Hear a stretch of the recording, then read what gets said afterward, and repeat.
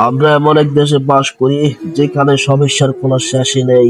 বিদ্যুৎ নেই, গ্যাস নেই, জ্বালানির দাম আকাশ ছোঁয়া।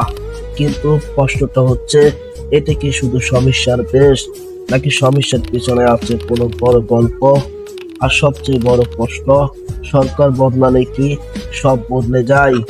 দীর্ঘ 17 বছর ধরে ক্ষমতায় ছিল আওয়ামী লীগ সরকার। এই সময়ের মধ্যে উন্নয়নের গল্প যেমন ছিল, ঠিক তেমনই ছিল দুর্নীতির অভিযোগ, নির্বাচন নিয়ে বিতর্ক। এই সব কিছুর বিরুদ্ধে এক সময় মানুষ রাস্তায় নেমে এসেছিলেন। আর সেই পরিবর্তনে আসে 2026 সালে নির্বাচন, যেখানে বিএনপি বিপুল ভোটে ক্ষমতায় ফিরে আসেন। কিন্তু এখন আসল প্রশ্নটা হচ্ছে, এই বিজয় কি সত্যি নতুন কিছু নিয়ে আসবে, নাকি ইতিহাস আবারও নিজেকে রিপোর্ট করবে?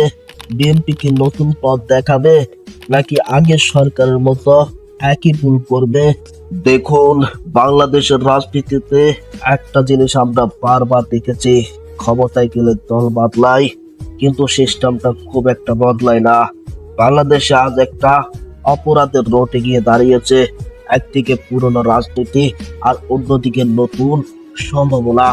এখন দেখার বিষয়, বিএনপি কোন পথ বেছে নেয়। আপনার কি মনে হয় এই পরিবর্তন কি স্থায়ী হবে, নাকি আবারও আগের মতো সব ফিরে আসবে? কমেন্টে আপনার মতামত জানান। ভিডিওটি ভালো লাগলে লাইক দিন, শেয়ার করুন, আর এমন ভিডিও পেতে চ্যানেলটি সাবস্ক্রাইব করে রাখুন। ধন্যবাদ।